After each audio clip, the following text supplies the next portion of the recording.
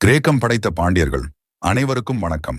கிரேக்கத்திற்கும் தமிழர்களுக்கும் நெருங்கிய தொடர்பு இருப்பது பழங்காலத்து கிரேக்க, பாண்டிய, கடல் வழி வணிகம் மற்றும் கிரேக்க கடவுள்கள் மற்றும் வழிபாட்டு முறை மூலம் நமக்கு விளங்கும். கிரேக்க புராணங்களில் தெர்மோபைலே போர் உலகத்தின் பல பகுதிகளை தன் ஆட்சிக்கு கீழ் கொண்டு வந்த பெர்சிய பேரரசன் எக்ஸரக்ஸ் I வெறும் 300 வீரர்களின் தாக்குதலில் தன் படைப்பிரிவில் பல பகுதிகளை இழந்தான். ஸ்பாடாவின் மக்கள் தங்களை கிரேக்க இந்திரனான ஜூஸ் இன் மகன் ஹெரக்லீஸ் ஹெர்குலஸ் இன் ரத்தத்தில் உதித்தவர்கள் என்று பெருமை கொள்வர். இந்திரகுலத்தோர் என்று இன்றும் தங்களை தமிழகத்தில் கூறிக்கொள்ளும் ஒரே மக்கள் பிரிவு பல்லர்கள் மட்டுமே.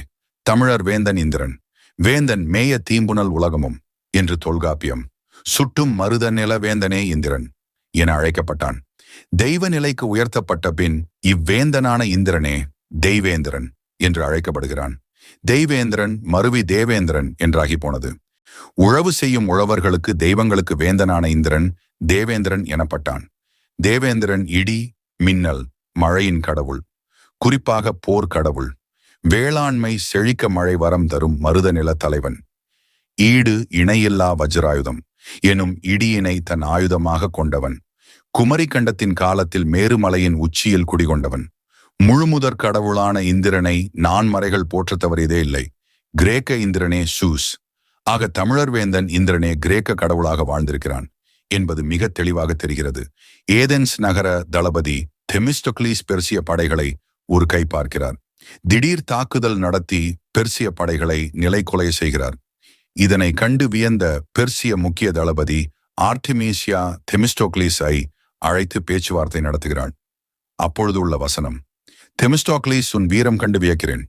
எங்கள் அரசர் இறப்பதற்கு முன் கிரேக்கர்களை கடவுள்களை தவிர யாராலும் வெல்ல இயலாது என்றார். அப்பொழுது நான் நம்பவில்லை, ஆனால் இப்பொழுது நம்புகிறேன். உன்னுள் இறையருள் இருக்கிறது. உனக்குள் ஓடுவது போசிட்டானின் ரத்தம். அத்தீனியர்கள் கடல்களின் கடவுளான போசைடனின் வழித்தோன்றல்கள் என்று நான் அறிவேன். யார் இந்த போசிட்டோன்? கிரேக்க இந்திரன் சூஸின் உடன் பிறப்பு. திரிசூலத்தை ஆயுதமாக கொண்டவன். கடல்களின் அரசன். ஏதென்ஸ் நகரத்தை உருவாக்கியதில் பள்ள ஏதேனாவிற்கு உதவியவன். இரட்டை மீன் சின்னத்தை உடைய ஓஷியானுஸின் மறு உருவம். நமக்கு தெரிந்த திரிசூலம் கொண்ட கடவுள் சிவன் ஒருவனே.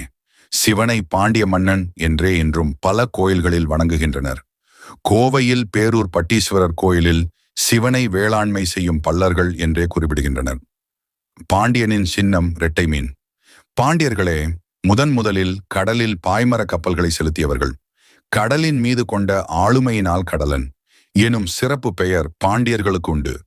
மேலும் தமிழின மரபு பெயர்களான குடும்பன், காலாடி, பல்லா, மல்லா கிரேக்கத்தில் இன்றும் உள்ளது. Kaladi beach in Greece, first boat named as Kudumbakar. Tamil மரபு பெயரை உடைய ஒரு உழவு சமூகம்தான் தமிழகத்தில் பின்பற்றிய சிவ வழிபாடையும் இந்திர வழிபாடையும் முன்னோர் வழிபாட்டு முறையையும் அங்கு கொண்டு சென்றுள்ளனர் என்பது தெளிவாக புரிகிறது. ஏதென்ஸ் நகரில் பாண்டியர்களே முதல் அரசை உருவாக்கியவர்கள்.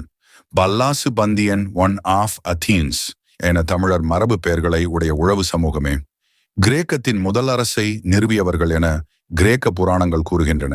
தமிழ்நாட்டில் பண்டையோன் பாண்டியனின் தலைநகரமான மதுரைக்கு கிழக்கின் Athens, Athens of the east என்ற சிறப்பு பெயர் வழங்கி வருவதன் அர்த்தம் இங்கு விளங்கும்.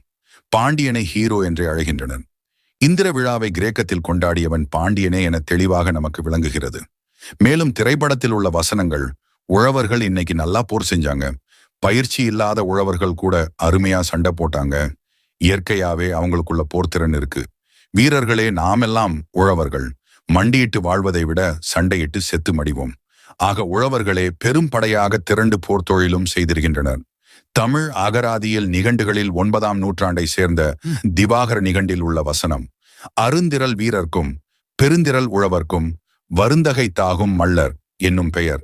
செருமலை வீரரும் திண்ணியோரும் மருத நில மக்களும் மல்லர் என்ப. 10ஆம் நூற்றாண்டை சேர்ந்த பிங்கள நிகண்டில் இந்த வசனம் உள்ளது. மல்லர் என்னும் பெயருக்கு இந்த 2 நிகண்டுகள் மிக தெளிவாக விளக்கம் கொடுக்கிறது. பல்லர்கள் வேளாண்மை செய்யும் உழவர்கள் என்றும், போர் என்று வந்தால் படை வீரர்கள் என்றும் தெளிவுபடுத்துகிறது. தான் உண்ணும் உணவை தானே உற்பத்தி செய்து கொள்ளும் உயர்ந்த தொழில்நுட்பத்தை உடைய உழவன் தன் இறைவனை தவிர வேறு எவருக்கும் அடிபணியா சுதந்திர வீரனாகவே இருந்திருக்கிறான். தெய்வம், வேந்தன், இந்திரன் சேர்ந்து தேவேந்திரன். வேளாண்மை என்றால் வேள் மண் ஆண்மை ஆளுமை. வேளாண்மை என்றால் விவசாயம், பயிர் தொழில். பாண்டியம் என்றால் விவசாயம், பாண்டியன் என்றால் மன்னன் உழவன். பள்ளன் என்றால் பள் மண், மண்ணை உழுது பயிர் தொழில் செய்பவன் என்று அர்த்தம். தமிழின மூத்த குடிகளான பள்ளர்களின் அறிவாற்றலும் கடலின் மீது கொண்ட ஆளுமையும் வேளாண் மண்ணின் மீது இருந்த பாண்டியர்களின் ஆளுமை. சுழன்றும் ஏற்பின்னது உலகம், அதனால் உழந்தும் உழவே தலை.